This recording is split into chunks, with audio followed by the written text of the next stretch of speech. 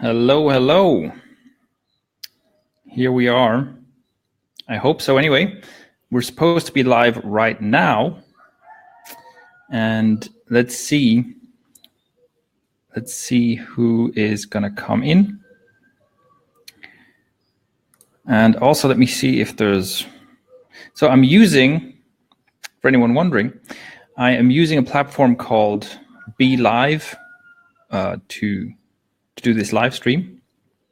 And as usual, this is actually the second time I'm using this, but it's pretty experimental, of course. Basically, because as usual, I like to try out different. Like to try out different tools, like to try out different stuff, and especially on ActiveGrowth, it's one of the things I do. Right, is I simply use it as a way to experiment with stuff.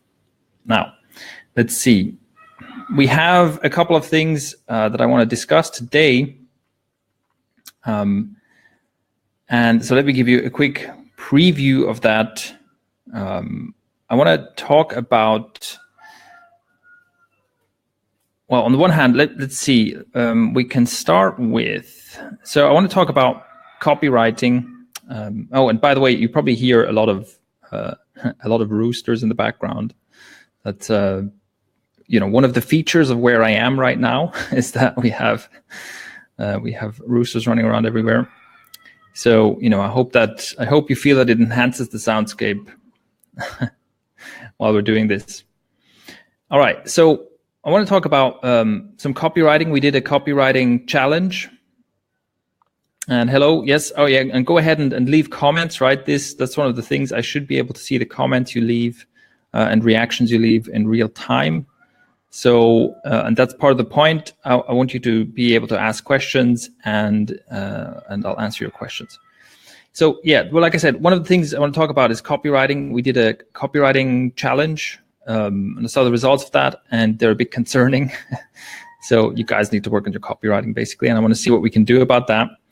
Another thing I want to talk about is, in terms of the ActiveGrowth podcast, I want to figure out what the next step here is. So what we've done so far on the ActiveGrowth podcast is we've kind of built up a series of content that's supposed to help you, go through in a specific sequence, like build a business in a specific sequence. And I want to know how this has worked for you and what like the best next step is for us to address. I also want to talk about email marketing because I want to create some content around that. And I want to talk about my favorite underrated marketing skill. And I want to do just an ask me anything kind of thing. So let's start with, actually, let's get some, what happens if I do this? I don't know if you can see this. There's some kind of an agenda feature here. I'm not sure if this is showing anywhere. Anyway, it doesn't matter. The first thing I want to ask for some feedback on is, in the ActiveGrowth podcast, we have talked about our approach of the customer first idea, right? We've talked about how to, and hi Michael, thanks for joining. We've talked about how to start a business without needing to do a lot of building and building content, building website, building traffic, and so on before you do the actual business part of your business, right? We call this the customer first approach. We talked about how to kind of start by having conversations with people and turn that into some kind of a product as quickly as possible. And we've talked about how to generate. We've also talked about the problem of shipping. So we talked about how to overcome procrastination. Because that's one of the big problems that plagues entrepreneurs, right? Hello, Anton. Welcome. And we've talked about how to generate a great offer.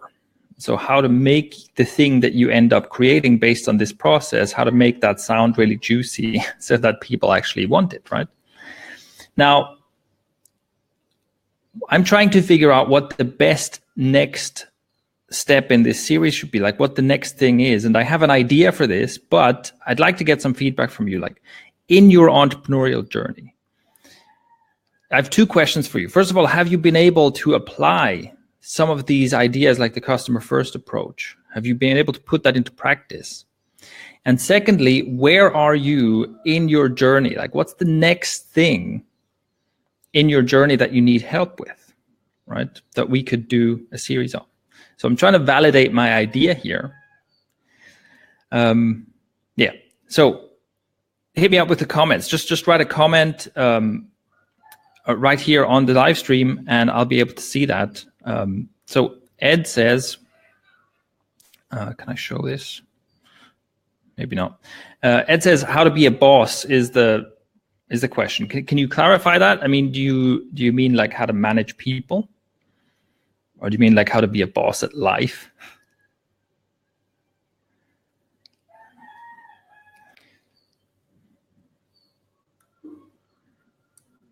And also, what else do we have? What you know? Tell me something about where you're stuck. Tell me something about what stage you're at in your business, or what challenge you're facing right now.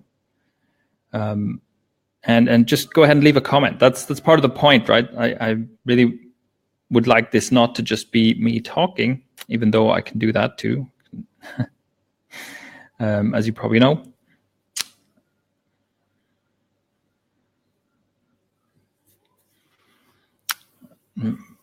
Right.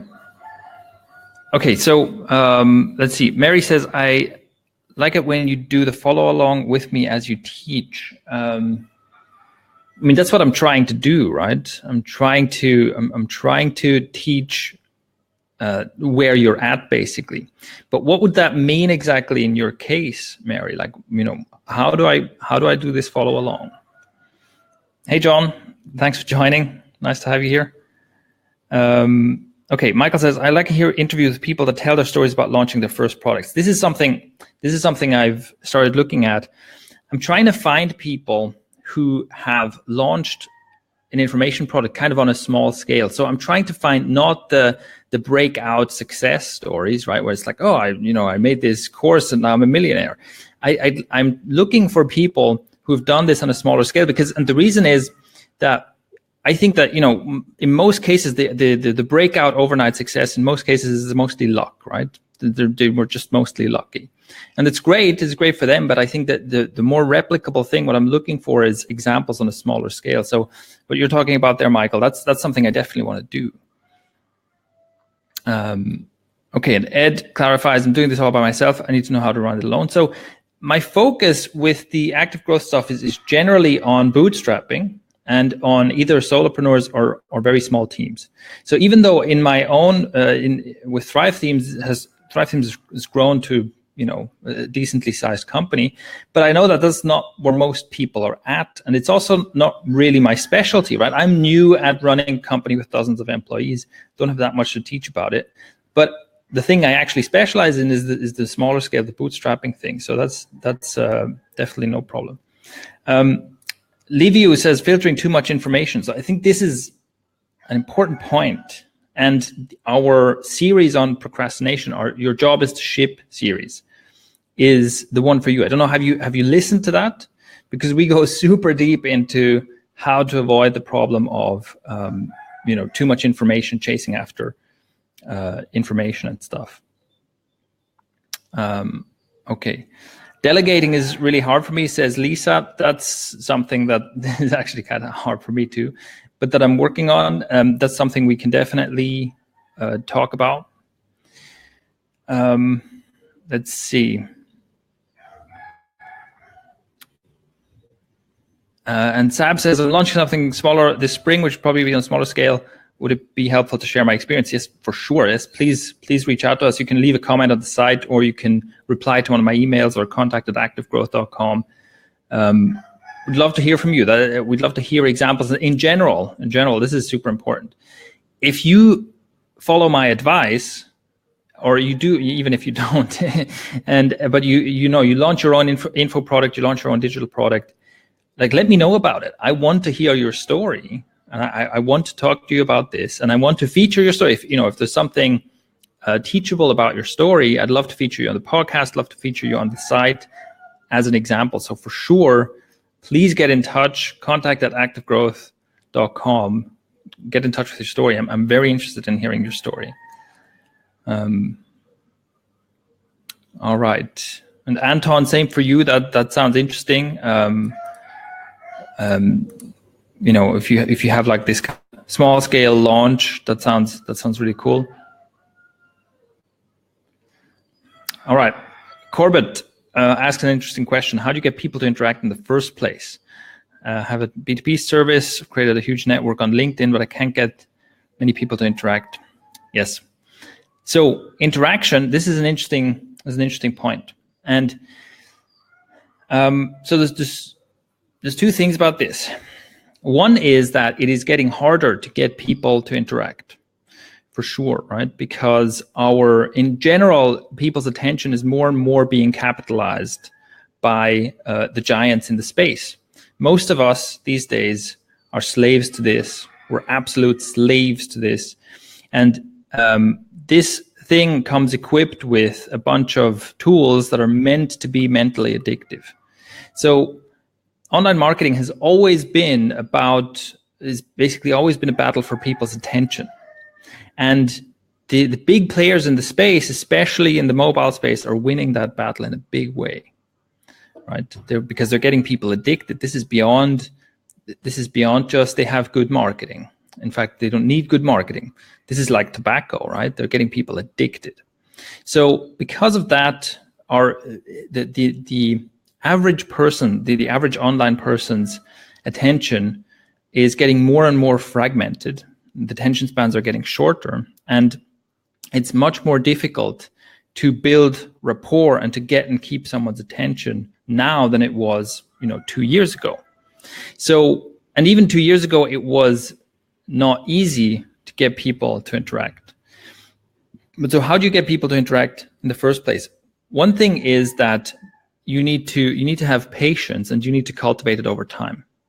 So, because even when I started, it wasn't like you could just publish a blog post and you'd get comments, right? But what I did is that I kind of tried to, it's basically what I'm doing here as well. It's what I'm doing with the podcast as well, and what I'm doing with the, let's say, the Active Growth Revival as well. I'm trying to look at how much I'm trying to force interaction. I keep insisting on interaction, even though if you look at especially the podcast posts, many of them get no interaction, right? Many of them get maybe 1 or 2 comments. But I just keep insisting on it. And I keep trying out new channels like this one to get interaction. But an important thing is that it's not going to happen overnight. It's like you have to make it a goal to build a small core of people who care enough to interact with you and make that interaction valuable for them, and just keep insisting on it. Like this can take, this will take at least a few months of you insisting and keep asking questions and keep giving people a good reason to interact with you, rather than just, hey, I published something, please let me know. It's like, look at the things we do, right? Like this here, a live stream, right? To get people to interact and insisting on asking the questions. On every podcast episode, I tell people to go to the show notes and leave a message, or, leave a voice message and so on. And also doing things like, doing polls and surveys and so on, just like insisting again and again and again, and basically rewarding people for interacting, right? That's another important thing. Like, because it's one thing to say, hey, here's a survey or something, fill it out, please, and then you kind of disappear. And it's another thing to say, okay, here's a survey, and the next week you're like, okay, these are the answers we got, and here's, based on this, I made a new piece of content, or based on this, something, right? You give something back, basically. All right, now I've talked a lot about one question. Let me see. So that's about, how to get interaction in the first place. Let's see what else we got. So John asks, I would like to see micro tutorials on how to do things in various parts of my funnel and business. That's a bit vague. So can you give me an example of something you'd like to see such a tutorial on? Latonya asks, working with service-based business at all? Yes, for sure. To me, there's no real difference, or in fundamentals, there's no difference between a service-based business and an information product business. Ultimately, you're offering something. You're offering an outcome that people want, and it's like a different form of media. It's like the difference between a video course and an ebook. Of course, there's some differences there, but fundamentally, you're offering people something they want, something that has value to them. And it just takes a slightly different form. So yeah, to me, that's what we talk about. When I talk about digital products, services are included in that. All right, let's see.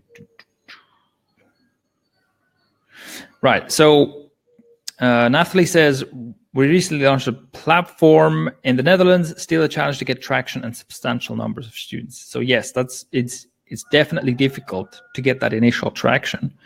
I highly recommend that you look at the customer first approach, because the customer first approach is not going to get you traction. It's not going to get you the first thousands of signups, but it's going to get you the first dozens, and it makes everything much easier afterwards. It's much easier to be like, okay, we have a few dozen and we know that these people want this and need this, and we can start building from here. It's much easier than being like, okay, we have 0. What do we do? All right. And so one of the things that I'm thinking we might do a series on, or actually I'm sure we'll do a series on the podcast, I'm just not sure if it's going to be the next one or not, is to start talking about traffic generation, right? So even though obviously I've harped on about how you shouldn't start with traffic generation, you shouldn't be like, oh, I'm going to get 10,000 visitors a month and then I'm going to figure out what my business does, right? But to talk about traffic generation strategies, and maybe specifically like what can you actually do nowadays to get traffic without paying for it, right? So what are ways in which you can invest time to generate traffic that work now? And because that's also going to be important to gain some traction once you've launched something. Okay.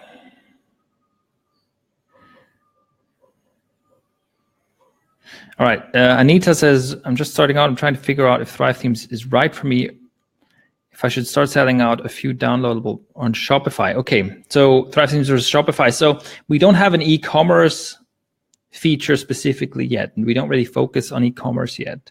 So if you're specifically looking to do e-commerce selling, then Thrive Themes is not the best choice right now. Yeah, that's the short answer to that. All right. Okay, so Michael says, one thing I struggle with is pricing. That's interesting. So in general, I have a video about this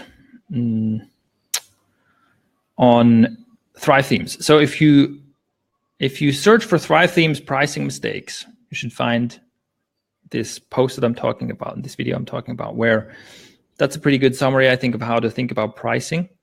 In general, most entrepreneurs go too low on their pricing, including me. Look at the Thrive Themes pricing page for an example of that. And if you're unsure about it, what I recommend is that you ratchet your prices up. You start with a low price and you say this is the introductory offer, only available for a short time. Then you increase it, and you basically keep increasing the price because your comfort, because it's mostly a psychological thing where people are uncomfortable charging money for stuff. And so, yeah, it's mostly about how you yourself can feel comfortable with what you charge. And then usually for most people, right, it's only once you've increased the price a couple of times that you actually start reaching where it's finding the marketable price. Usually comes quite a lot after your comfort zone. Okay.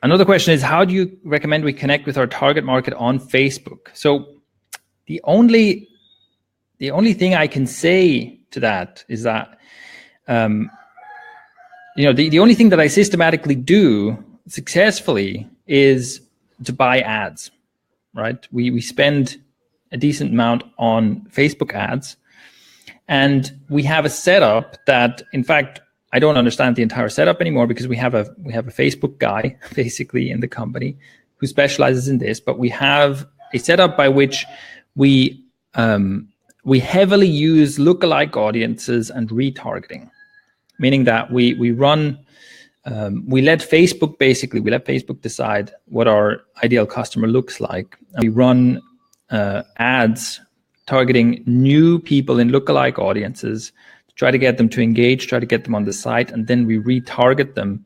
We try to retarget them deeper and deeper into the funnel, right? So we're not just like, hey, we're Thrive Themes, buy some stuff. We go, hey, here's a blog post you might be interested in. And then if they engage with that, we retarget them with, okay, you sign up for Thrive University or something like that. And then eventually with product offers. That is the thing that works for us systematically. Organically, there's not much going on Facebook, or at least for me, right? It's like Facebook isn't a great place for me to get organic engagement, and I can't really talk about how to do that, apart from try a live stream, I guess. All right. Lisa has an interesting question. I want to encourage folks to become regular blog readers by offering a free ebook for a limited time every month or so, but I don't know how to do that with Thrive Themes. So the way I would do this is that I would set it up as a lead generation offer. And if you search for something like Thrive Themes Deliver PDF, let's say, then you should find a post where we describe exactly how you can deliver a free ebook. Okay, every possible way to do it, basically. I would simply do that and add a countdown timer to it and do it manually, right? Because if you're saying like the offer is going to be available for a week or two, and it only happens, every once in a while, just do it manually. You create the thing, you put a countdown timer on it, you run it on your site, and then when the countdown timer reaches 0, you remove the form. I wouldn't look to automate this. I mean, it's possible to automate this, but I don't think it's worth it unless you start getting huge volume and you do it a lot. But I would just treat it as a normal lead generation offer and just remove the form when the thing is up. Regarding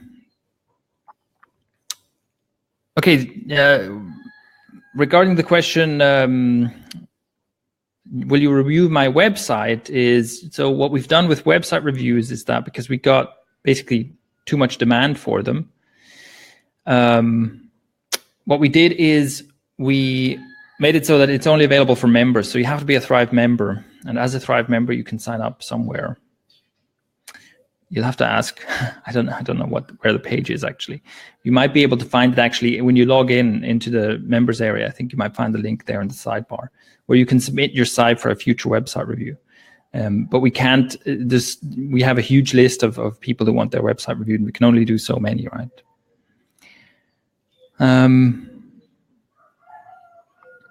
Byron, your question about first visit cookies versus last visit cookies, the only reason is because we can only use iDev Affiliate because of the integration with MemberMouse, and iDev Affiliate is terrible.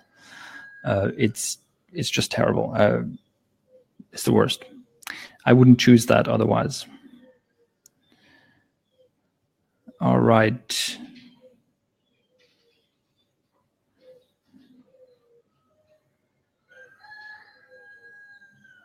All right. So, hello, Bob.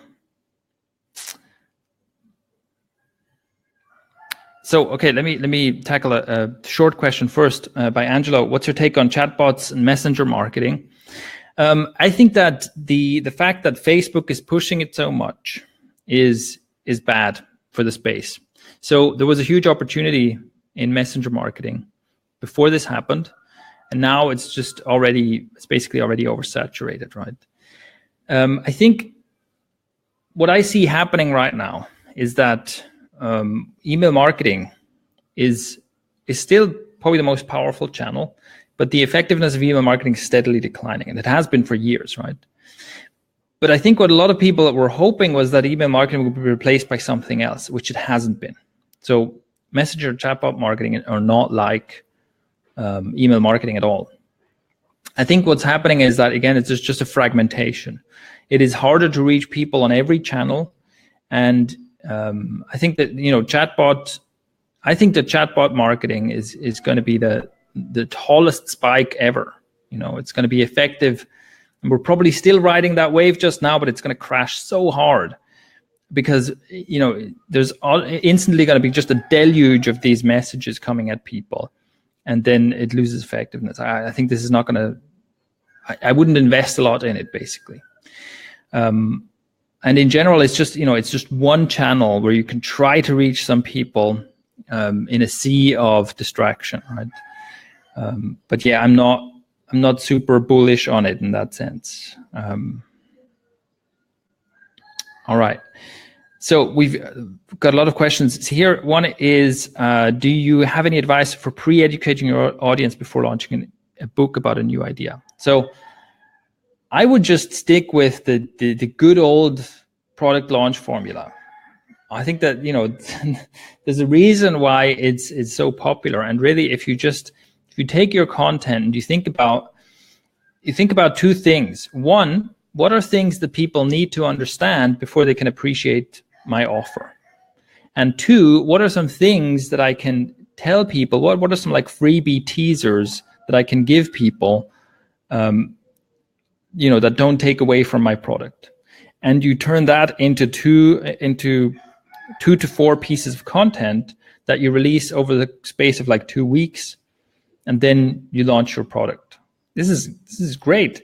And and you don't even don't worry about the presentation of the thing. This can be on a blog or something, right?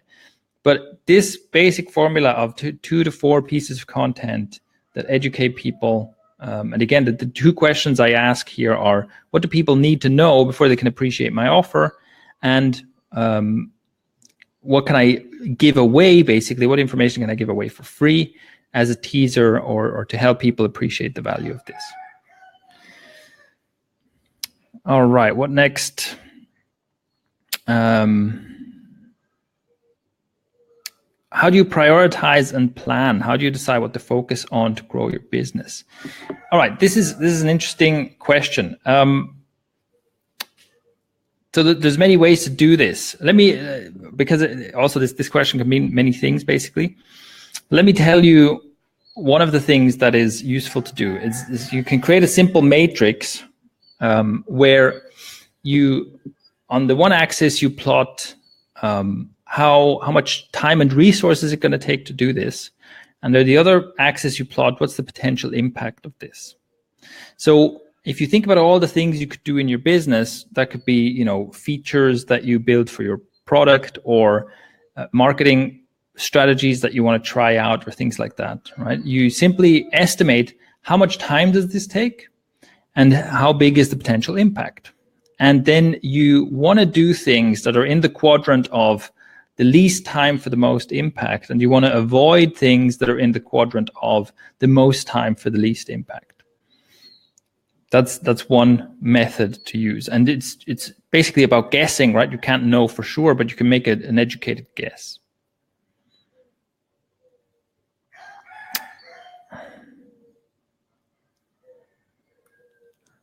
So Mary has an interesting comment here about the state of Facebook.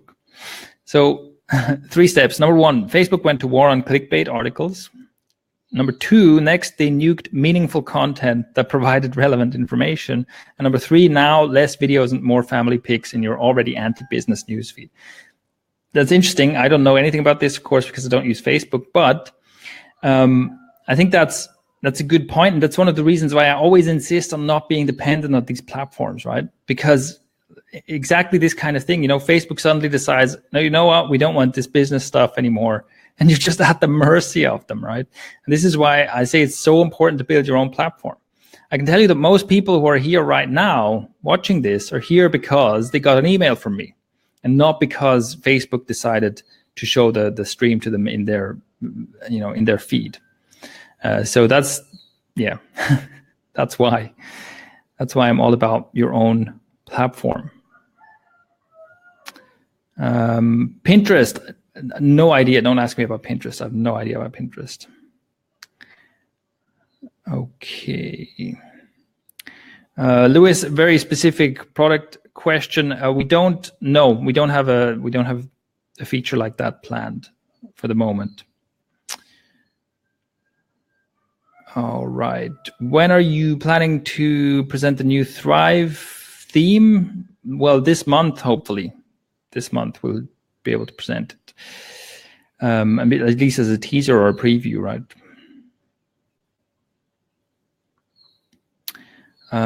Trevor, yeah, that would be a chatbot probably. All right. So Raul asks, what are your recommendations to create membership site and plugin suggestions? Oh my God, I hate membership plugins. I hate them. I've never used one that I haven't hated. Okay, they're terrible. And this is one of the reasons why people keep asking us to make a membership plugin for Thrive themes, right? And we're going to do this, but the reason we haven't done this yet is because I can see what's happening here. Look, there are dozens of membership plugins to choose from. So why do people insist so hard that we build one? Right? There's so many of them available. Why should we build one?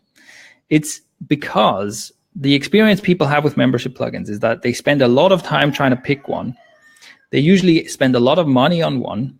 They spend a lot of time setting it up, and then they discover everything that's wrong with it. And your membership plugin becomes your torturer, right?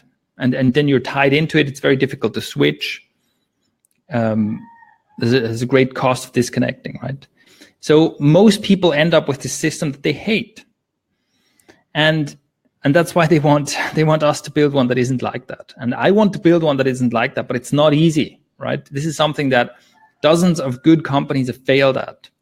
And we can't just say, oh yeah, we'll do better. This is difficult.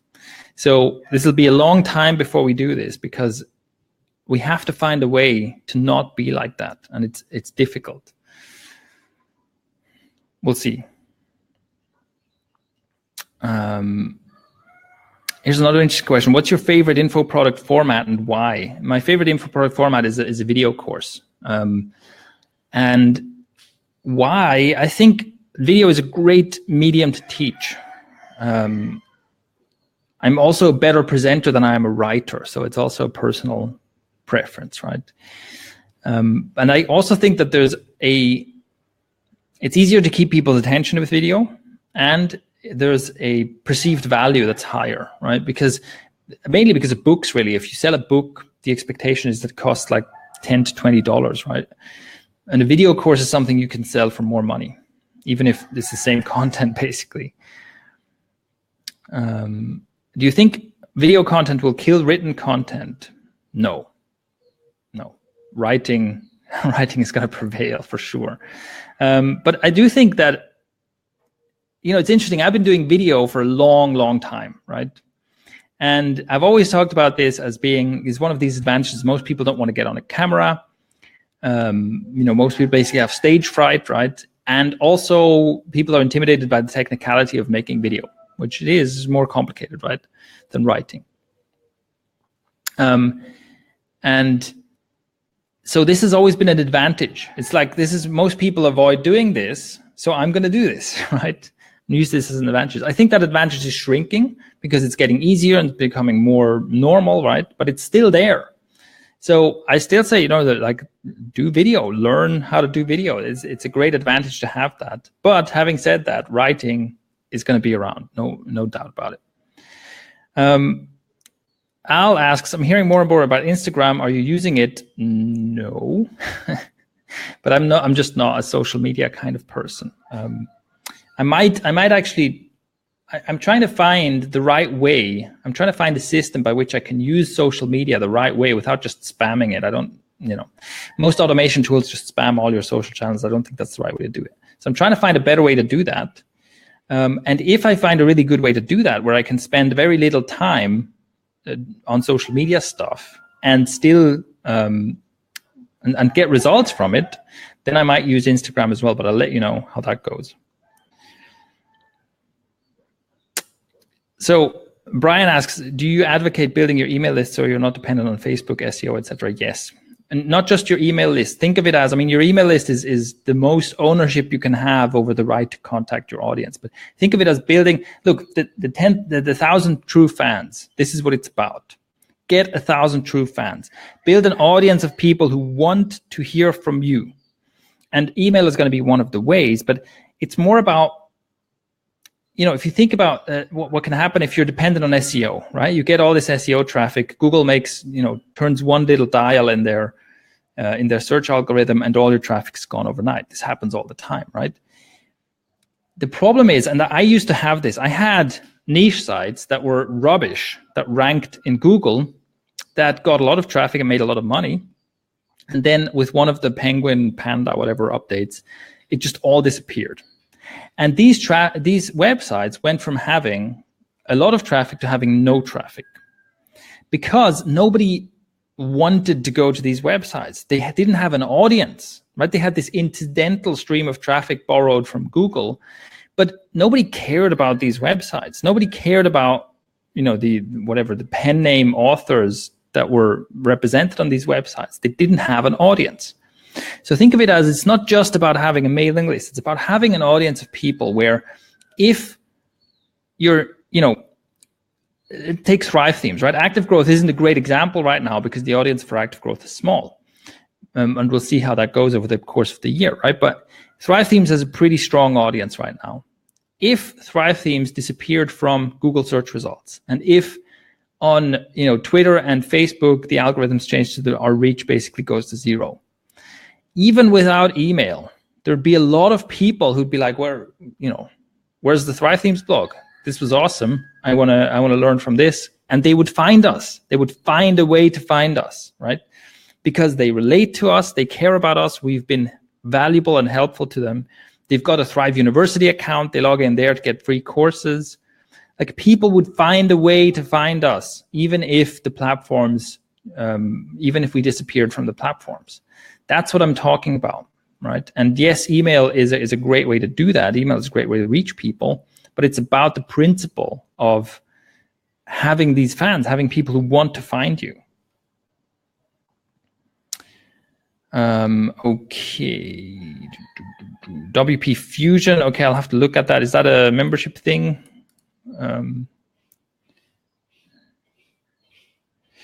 Michael asks, do you have any plans to include payment integration with Thrive Architect? We are working on a close integration with Sendal.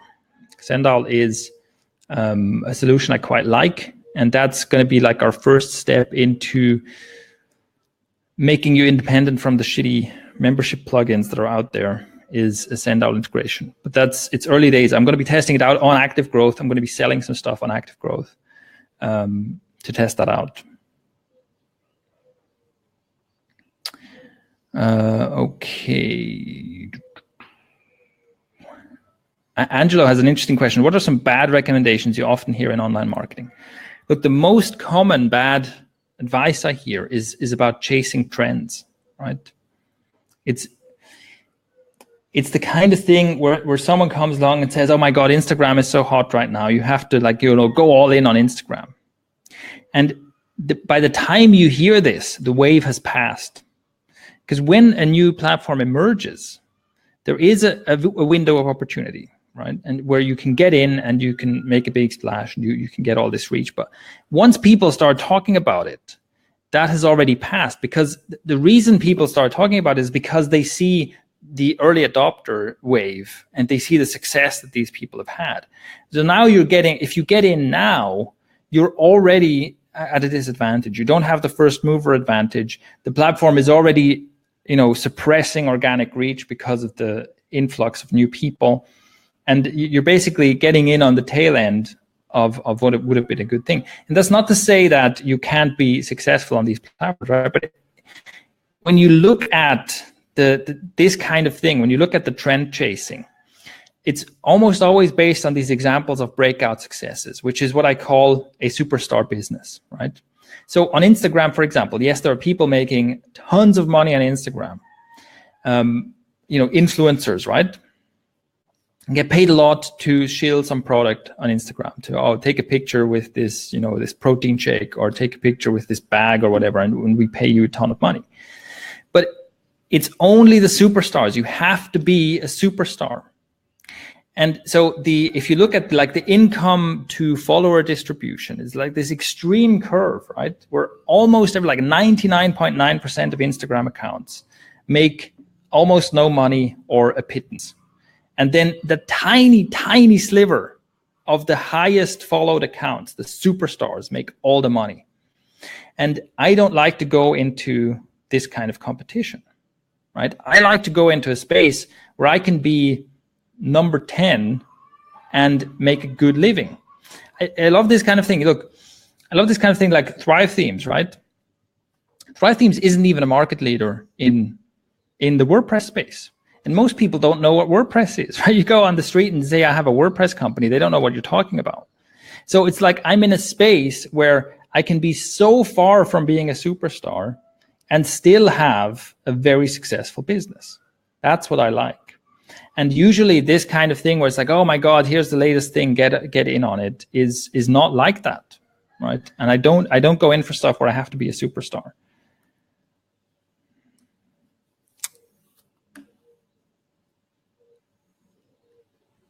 Yes, so John has a question about Thrive getting too complicated, so Thrive Themes tools getting too complicated. So yes, we are, the complexity is increasing, and what we're doing to counter that is doing more templates. And obviously we're also trying to not overcomplicate the user interface. But the goal with Thrive Themes is that you can operate on two levels with it. That on the one hand, you just have templates, you have a setup wizard, you choose the things you like, and you have like building blocks, like let's say Duplo building blocks that you can build pages and sites with. And then if you want, you can go into the detailed level and make all the tweaks you want. We noticed this, but the problem here basically is that in terms of the demand that comes from customers is like, whenever we create something simple, the feedback we get is, I need to customize this. I need to add my brand colors. I need to change the font. I need to tweak this, that, and the other. And whenever we say, okay, here's the thing, you can do anything you want, right? You can customize anything you want. Then people say, well, this is too complicated. And what we've just found is that most people want both things, right? So they want the customization, but they want it to be easy. And whichever you show them, they want the other thing. They always want the thing that they're not seeing out of these two, right?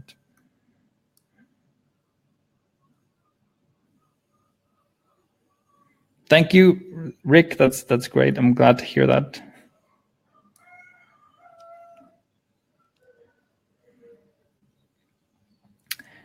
All right.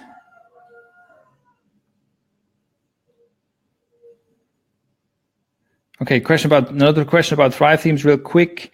The themes are looking dated. Yeah, don't use our themes, basically. We're going to stop selling them pretty soon and going to replace them with a new one. The reason that they look dated is because we haven't updated them in a long time, because we've just been working on a complete overhaul of them. Let's see. Yes, so this is a great one. I'd like to see a beginner roadmap in Thrive University. Yes, that's something we are working on.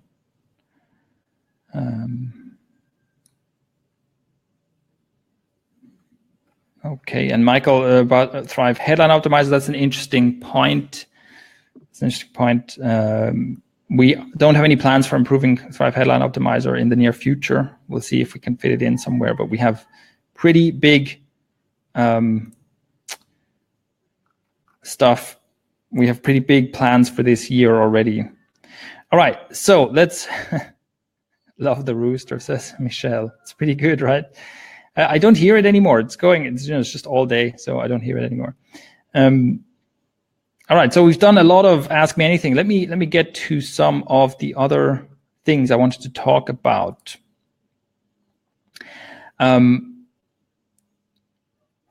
So one thing I want to talk about very briefly is, like I teased, I want to talk about one of my favorite underrated marketing skills, one of my favorite underrated entrepreneurial skills. And this emerged when I did my second marketing apprenticeship, which is like a bit more than a year ago now. So that's where I got a bunch of people together and I taught them marketing skills for 3 months.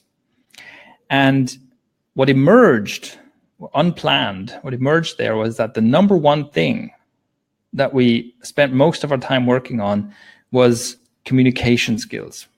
Okay. So take a moment to think about, how good are your communication skills? And for me, this has been such a huge thing. One of the comments I get very often is that I'm good at explaining things. And this is super valuable. When I create content, being able to explain things clearly, well, that makes for better content, right? When I record a video, or like right now, or I'm just recording myself talking the whole time, I know that I have the ability to talk like this unscriptedly and be coherent and be, decently easy to follow and not be difficult to listen to, right? I know that I'm, not being super monotonous and not being super repetitive and so on. These are all communication skills. And I'm talking mainly about one-way communication. I'm talking about this kind of, I think there are two types of communication, right? There's one is like the very soft skill of, let's say, being a good listener, right? Where you kind of build rapport with one person, you get a feel for them and so on. But then another type of communication skill is like the broadcasting communication skill, like the kind of thing where you can explain something, get on a stage and talk about something. This kind of communication skill is super underrated for marketing. And I want to share one concept with you that has been very useful for me, and that has been adopted by the Thrive Themes team as well. So I call this Bento box thinking. Think of a bento box, right? It's like a Japanese lunchbox, which has these little compartments. So the different bits of the lunch are separated from each other in these little compartments. That's a bento box. And this is how I think about what I communicate. What I mean is that I make sure that I neatly present one separate idea from start to finish.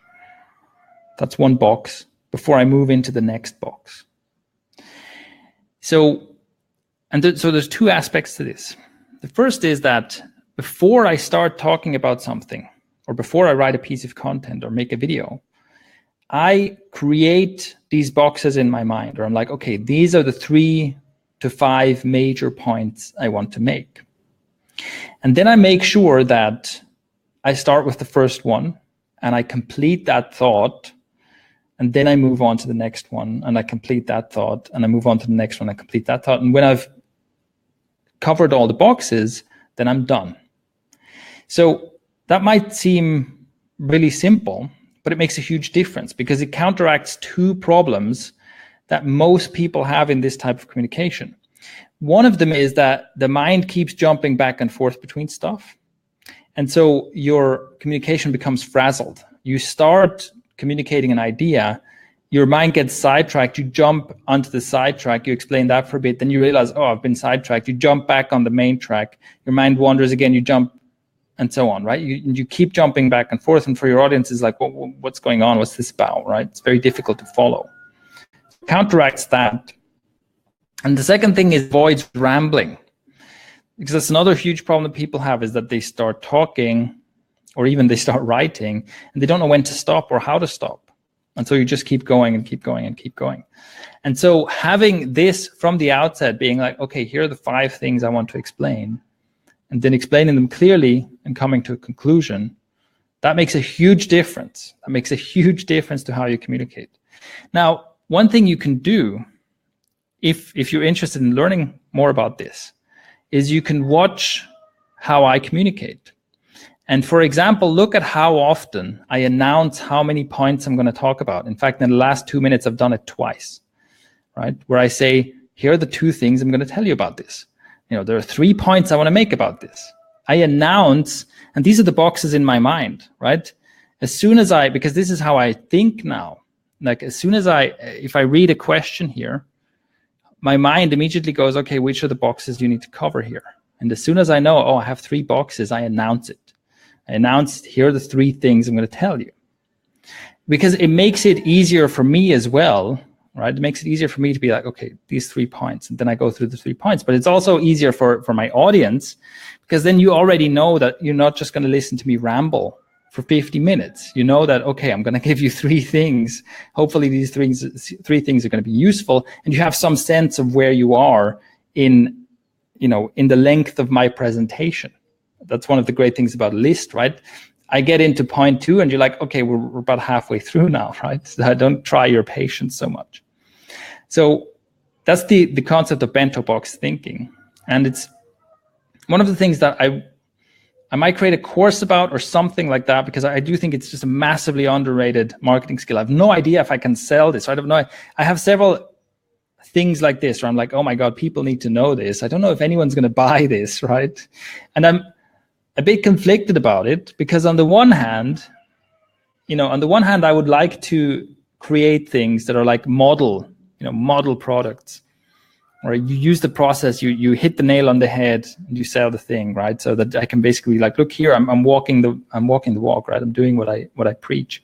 On the other hand, it's also very much like me to say, you know what, I don't care. I'm going to teach you the thing you need to know rather than the thing that is going to, get the greatest market reach. So I'm not sure about that yet, but that's communication skills. So if you want to know more about that, also let me know. All right. Okay, Lisa, thank you for the suggestion. And thank you very much, Hal. Yes, there's many experts who have great trouble sharing their knowledge. Yes, that's true. All right. And Thomas, yes, there is going to be a new focus on action this year. There's going to be a new productivity course this year for sure. If I only had $500 to spend on marketing, what would I do? Well, I think this pretty much covers. I think my first product was launched on probably just about $500.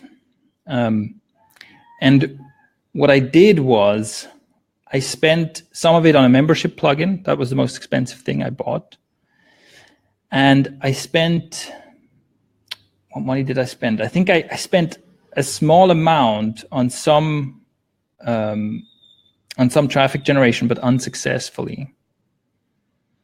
So if I only had $500 to invest in the marketing, like I wouldn't even buy a membership plugin anymore. I mean,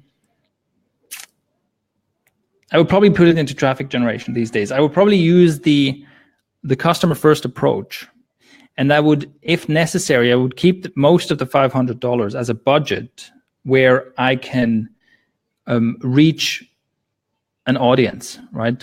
For example, I could test my initial idea for an offer by running ads on Facebook and seeing if I can get more people to come on an interview with me. And if I can, then that's a validation. And if I can't, then it's not.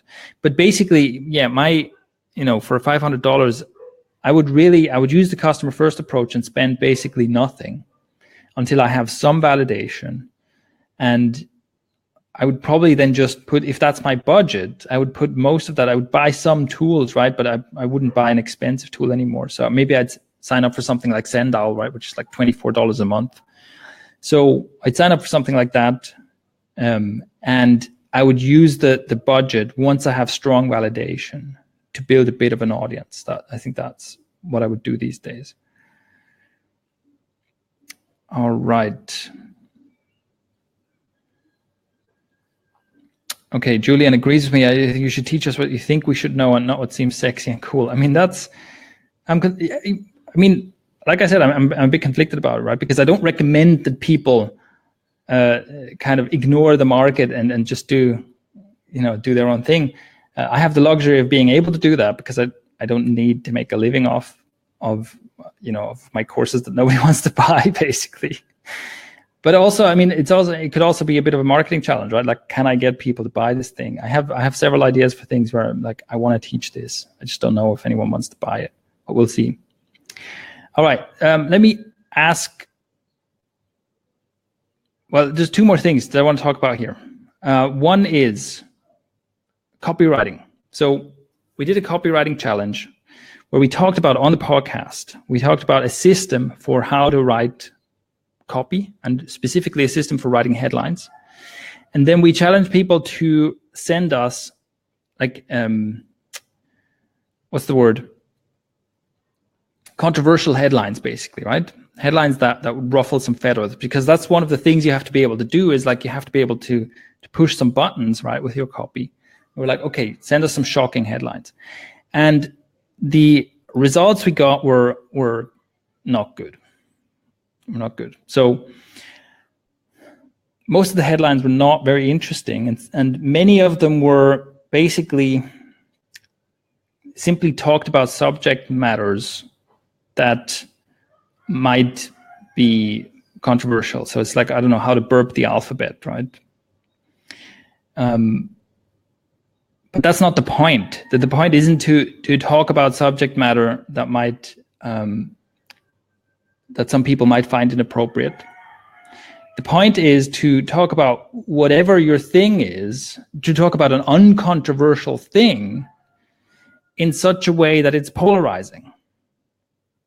And yeah, like I said, the results were no good. It's like, it made me think like, oh my God, we need to do something about this. We need to do something about your copywriting skills.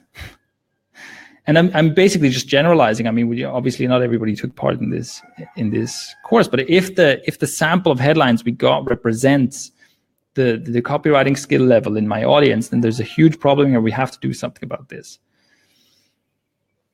Let me ask you a question.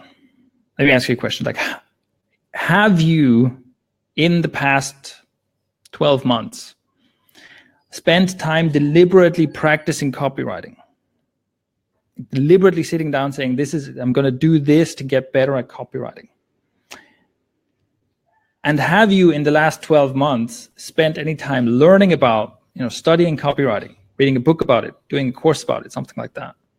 Just give me a quick yes or no answer.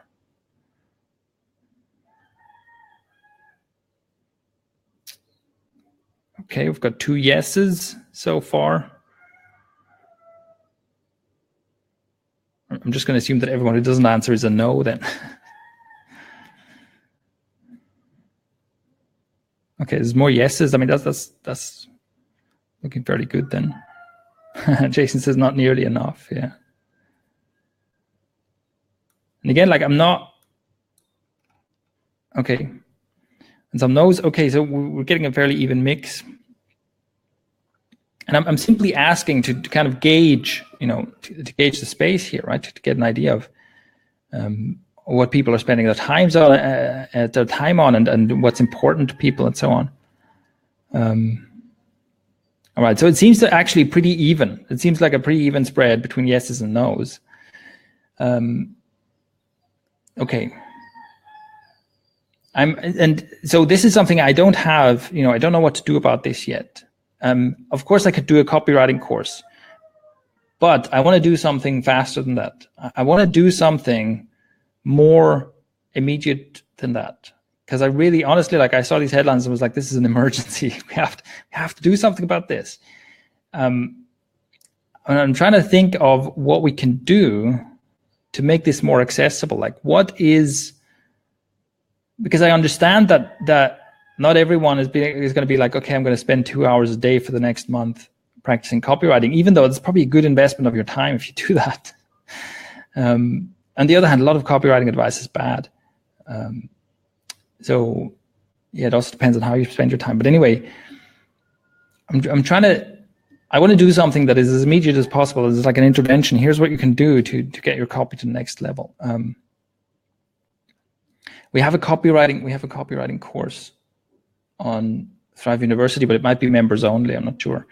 But for sure, if you haven't done so, if you're interested in learning about copy, and you haven't done so, watch episode 3 of the Irresistible Offers, or listen to episode 3 of the Irresistible Offers podcast.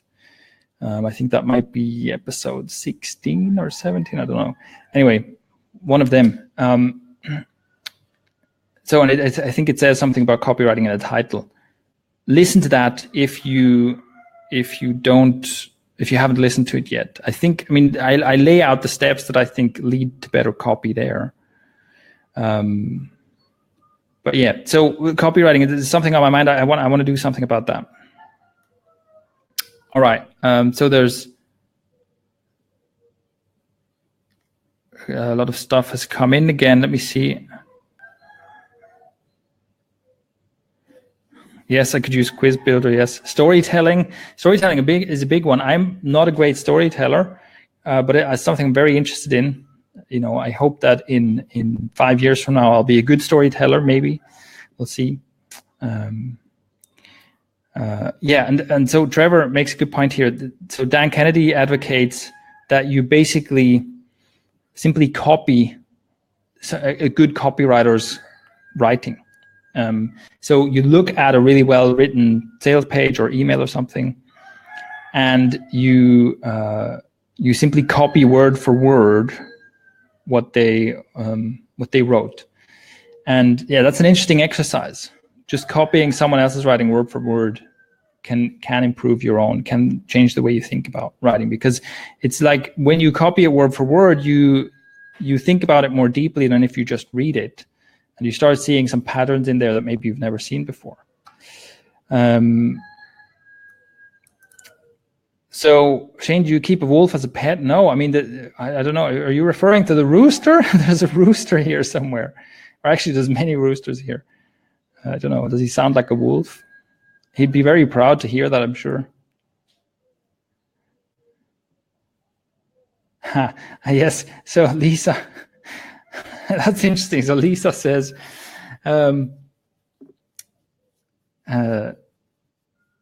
every email I get from you, I get the same email with 2 different headlines.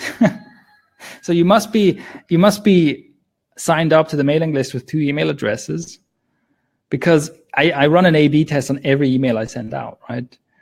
I run a headline test on every email I send out, and I could share some of the things we found there.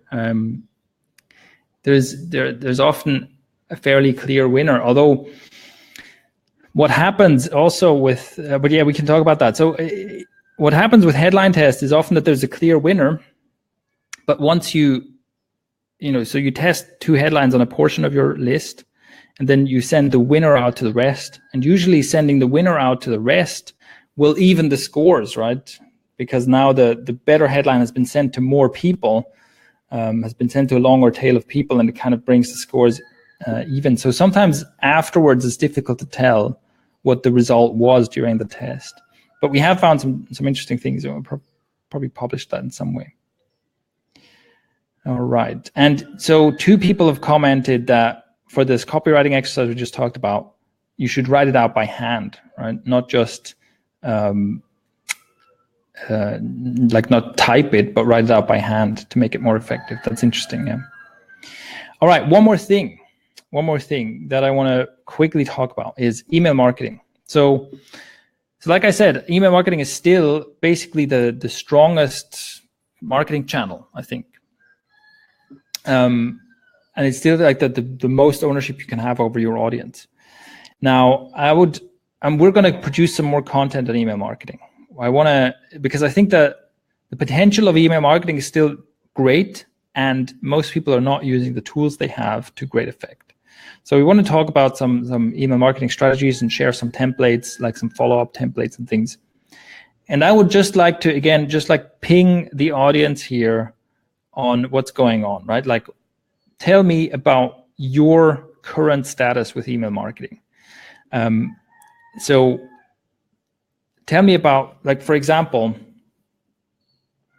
I'm interested in knowing, do you use a tool that allows for like complex follow-up marketing? So, a tag-based tool where you can do conditional follow-ups, such as ActiveCampaign or Drip or Autopilot, or I guess, Infusionsoft or Ontraport, these kinds of systems where you can have, complex if this, then that follow-up trees. Do you use such a system? And also, like, give me an idea of how important is email marketing in your business right now? Is it something that already drives your business, or are you kind of trying to build up an email audience, but you're still working on that? Like, give me an idea of where you're at. All right, so we have ConvertKit and Drip users. So ConvertKit is on the limited end of this, but you can do some smart follow-up. Drip. We have a lot of Drip users, interestingly. Okay.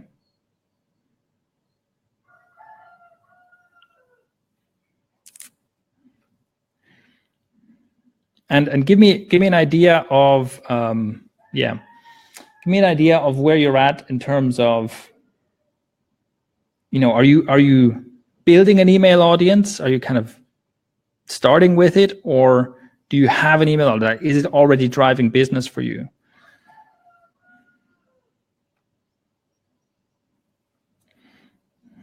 And Raul says, okay, but not sure if my follow-up is good enough. Yeah. Some ActiveCampaign users, Mautic, Infusionsoft. Infusionsoft drives sales. That's good. And if anyone, so by the way, if anyone's thinking of switching from something, like don't switch to Drip, switch to ActiveCampaign. And I hate saying that because Drip is great, but it has some significant weaknesses.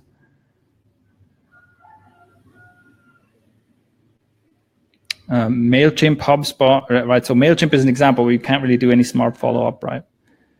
We have building, just starting out, right? Still building. Okay, so it seems like, so you probably have to talk about like how to build your audience first before we talk about more advanced stuff. So yeah, so thank you for your input on this. What I'm trying to find out basically is, where do we start with our content, right? To make this as useful as possible. Deciding between Drip and ActiveCampaign is one of the comments. ActiveCampaign for sure. Look at my review on this. For sure, ActiveCampaign wins. Like it's just gonna make you more money. And yeah, if you switched from ActiveCampaign to Drip, I feel sorry for you. I mean, I almost switched from ActiveCampaign to Drip because Drip has some things about it that are great. But if you get really into it, in terms of what it can do with tracking and in terms of what it can do with A/B testing, it's not good. It's really not good. The A/B testing in Drip is super weak. I was very surprised to find that because basically everything else about it is good, even though it's not the most user-friendly thing, but the A/B testing is super weak. And I wonder if they will do something about that anytime soon. But right now, and ActiveCampaign's A/B testing is amazing, on the other hand. Sendinblue is, let me see, where were they at right now? I did have a look at them recently, but I don't like Sendinblue very much. That certainly doesn't stack up well against ActiveCampaign. Adela says, email is my primary method of marketing. In the past, I've generated lots of income with it. Diving back into it, what happened? If you generated a lot of income in the past, what happened between then and now? Infusionsoft doesn't have A/B testing unless they've changed that recently. But no, they don't have they don't have A/B testing. All right. Huh. Okay, Raul, you enjoy marketing. That's great. That's a great skill to have. Like if you enjoy doing it, right? I discovered a long time ago that marketing was the problem for most businesses, and I enjoy it as well. Which, yeah, it's good. All right. Okay, so thank you for the feedback on the email stuff. Let me just check. I think there's a couple more questions that I missed. So I'll just answer a couple more questions and then we'll wrap this up. This has been going on for quite a long time. So thank you for sticking around as well. This is pretty great. Let's see. I'm pretty sure I missed some questions here. Do you still believe quizzes are ideal for lead generation? What about free content libraries? I don't know about free content libraries. I haven't used them. Quizzes are great. Yes, quizzes are really good. Of course, there's also a bit of a copywriting and offer problem. Like unless you're capable of writing good copy and making a compelling offer, then a quiz isn't going to help either, right? Like it has to be an interesting quiz. It has to be something that people want to engage with. But it is really, really good. Yeah. Let's see.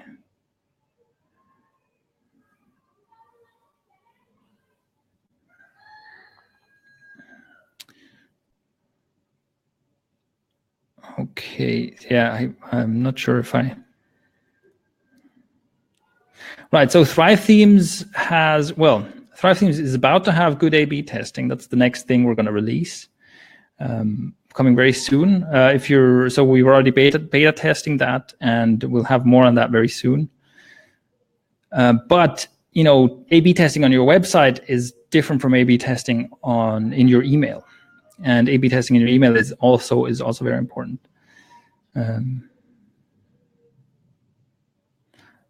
Right, Trevor, thank you for that. That's some great input.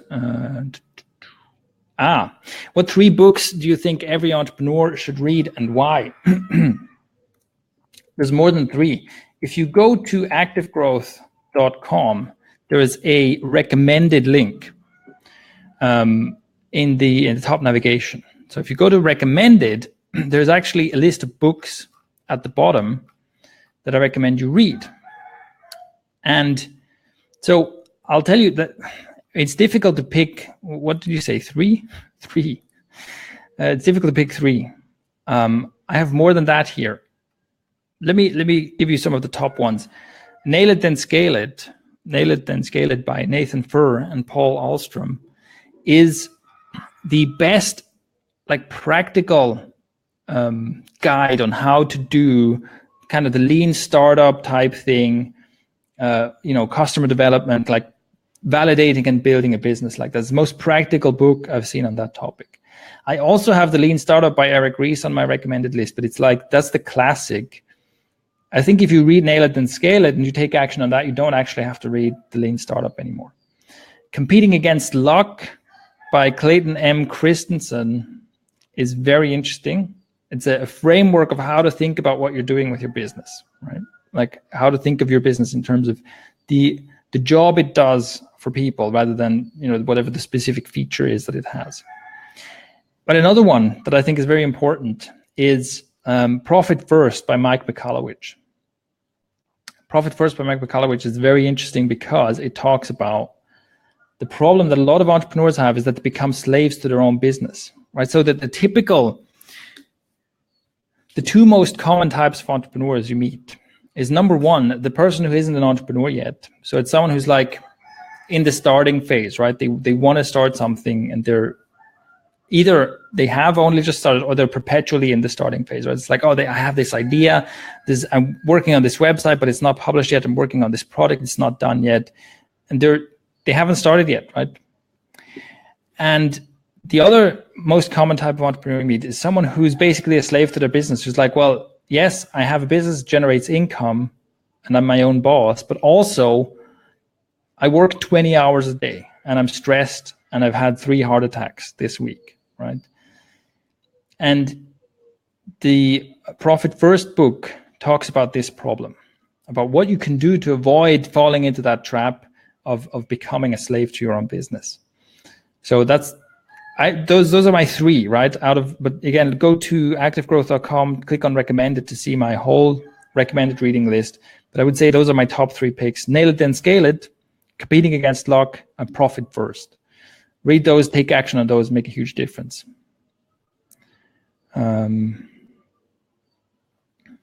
Jason asks an interesting question. What is your day like? How do you decide what you're going to do and when? And do you have a structure for everything each day, or is it fluid? So I have a structured morning. Okay, when I get up in the morning, there's a bunch of things I do, which include, so I get up and I do some exercise, some very light, very short, just limbering mobility exercises. And sometimes also some a bit of exercise in there. To get the blood going, right? I do some writing. I spend a brief moment doing a gratitude writing exercise. So I just write about something I'm grateful for. And then I meditate. And I meditate. So this has fluctuated over the years. Currently, I usually do about 20 to 30 minutes of meditation in the morning. And then I have a daily reminder, which is basically a document of reminding myself of my priorities and the kind of person I want to be, that I read every morning. And then after that, I usually decide like what to do next. So, or actually, no, I don't decide what to do next, because I plan the 2 most important things I want to do the next day in the evening. So I already know the 2 most important things I want to work on. And then, so the rest of my day is I also go to the gym at a specific time. So that's another kind of point of structure. But the rest of the day is I either do deep work sessions. So where I'll start a timer and do deep work, undistracted, single task work for at least an hour. And this is for creative work mostly. So this is something like writing strategy documents or product requirements, writing content, recording videos and stuff like that. And then a lot of my day is less structured work where, meetings and basically responding to what's happening, right? So, excuse me. So I'll get a lot of messages from my team, and I'll figure out, who's working on what's going on, where do they need my input. And so a lot of my day is based on that. It's just like responding to what's needed, right? So that's less structured. But on a good day, I will do several deep work sessions, and that's where most of the creativity and most of the actual output happens, right? And the rest is kind of, let's say, management work. All right. Thank you for the comments. Another recommendation here from a book recommendation is Influence by Robert Cialdini. Yeah, that's a classic, right? It's definitely one I recommend reading as well. Yeah. Okay, so I think that we can wrap it up here. I'm surprised at how long you stayed on, how long this took. But yeah, thank you very much for joining me, and thank you very much for all the comments and feedback you've given me. This is going to help me, make good decisions about what to teach next on ActiveGrowth. So on ActiveGrowth, by the way, as well, you can go to the website activegrowth.com. If you go to the blog, one of the ways you can stay connected is there's a little push notification thing in the bottom left corner. So that's also something, for example, on your phone, if you want to be updated when we get stuff, when we publish stuff, you can visit on your phone and hit the push notifications, and just get a little notification on your phone when we publish something new. But also the main communication channel is still, of course, email. And yeah, I hope you are enjoying the podcast. There's going to be a lot more of the podcast this year, but also there's going to be, like I said, there's going to be some courses this year, and it's going to be a lot more content this year. So I hope the content serves you well. I hope you enjoy it, and thank you very much for spending your time with me today. All right, have a good day, and I'll talk to you soon.